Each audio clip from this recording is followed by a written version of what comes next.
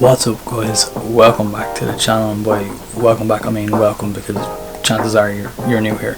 My name is Damien Broderick and I'm going to show you how you can go from this into this for less than €100.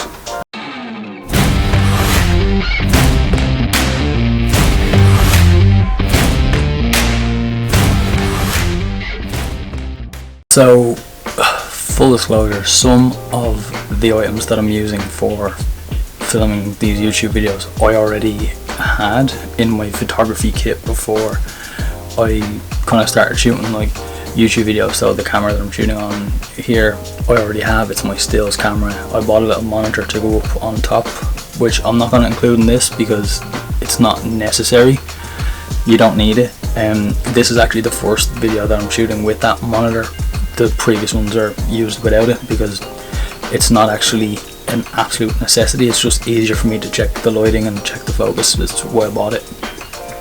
The mic I already had, so I'm not including that. Tripod again I already had, so I'm not including that. These are 4 things. There's literally 4 items on this list. The most expensive is €35 and it's those 4 items that make the difference between that first shot and this shot. Even though I'm including it in this list of 4 things, even though I already own it, it's 5 years old, it's because I wouldn't be able to get this look without it. First scene that you looked at was lit by a window and not the overhead light, so I was limited to shooting during the day when the light was best with the blind way up to give that kind of soft light. So the light that I'm using now is not completely necessary, but what it does do is it gives me a more consistent light any time of the day, regardless when I want to film something. If it's in the morning, if it's in the evening, if it's after the sun goes down, if it's raining outside, if it's cloudy outside, I don't have to rely on the sunlight coming through the window. I have my own light source which will remain consistent throughout all of the shots. So item number 1 is light stands. Now this is like a spring loaded really big heavy light stand. This is what I use when I'm using like flash on location for photo shoots. I don't use this for YouTube because it's huge and its footprint is huge. But you can get a light stand on Amazon for less than €15. The one that I'm using I think is the cheapest one that they sell. I got it maybe 5 years ago for like 15 quid or something like that, but they're on Amazon now for literally like $13.99 is the cheapest light stand that you can get on Amazon. It's the one that I'm using. I've bought 3 of them, still using one of them right now. So the light stand for $13.99 even though I already had it. And the second thing on this list I also already had, which was an Octabox. So this is like a big softbox, but it's octagonal as opposed to square. You can get that on Amazon for $28.99. There's tons of them. So the bigger it is, the softer it's going to be. The biggest softbox I have is literally like 4 foot wide. It's huge. That's what I use when I'm using flash photography on location for photo shoots because I want it to be big and soft and natural looking. I don't like that really edgy high contrast kind of pop of flash. I'll either not use flash, or if I am using it, it's extremely soft and almost not noticeable. So when this is like so close to me, 60 centimeters is pretty big in this small confined space and it's so close. So it's nice, soft, even, consistent light. That's $28.99. Again, that's the second item that I already had, but if you don't have it you can pick it up for very cheap. The third item is the first thing that I purchased to make this setup possible, and that was this LED light. It's a small little LED light, about yay big.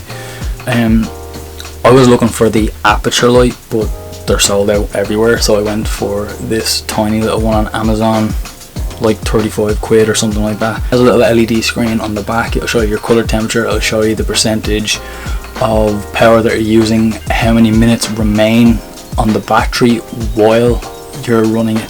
The LED light, 35 euros, cheap, and it works, clearly.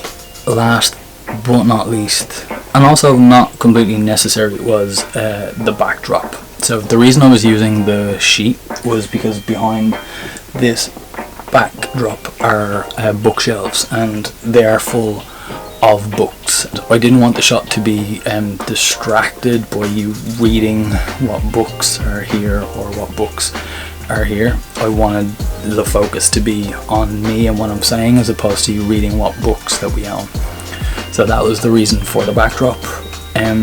If you have the available space in your house, in your bedroom, in your home office, or whatever it is, you can just set up a desk and some nice shelves, and you can remove everything from the shelves and put some nice things in the background. That's what most people on YouTube do, to make the background look a bit kind of nice and display a few things that tie into their brand and their brand message and their idea and the type of channel that they are. I don't have that luxury right now, so the backdrop just nullifies everything and brings the focus here, because narcissism.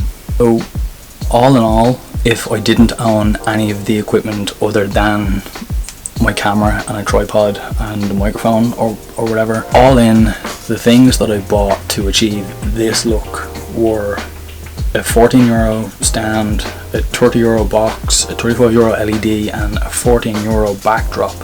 So 92 euro is what this look is achieved by. This look, nice, clean, evenly lit, for less than 100 euros. If I exclude the products that I already owned, it cost me 39 euros to achieve this look.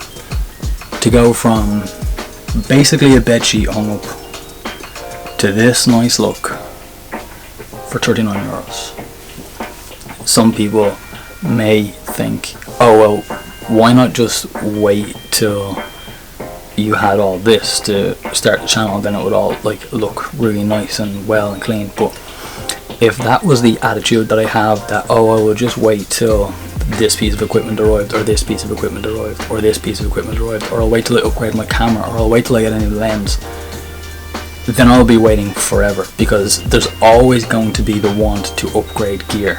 But for now, this is what I have to work with. And before this stuff arrived, because postage is slow because of COVID, the sheet clamped up on those bookshelves is what I had to work with. If I want to create videos and I want to put stuff out there, I can't let equipment or lack of hold me back, because then we'll never get anything done, because there's always going to be that piece of equipment that would make things a little bit easier or make things look a little bit better, but you just have to do with what you have. So there you have it. Those are the 4 items that I purchased for less than 100 euros to achieve a nice, clean, consistent YouTube setup. If you want to check out any of these items, I will leave a little list in the description below. They're not affiliated links by any means. I'm literally just going to go and put the links to the cheapest items available to achieve this look, and this LED was the cheapest LED light available, which didn't require being plugged in,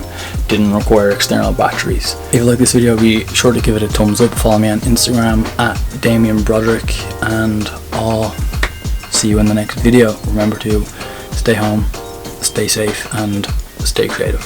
I'll see you in the next one.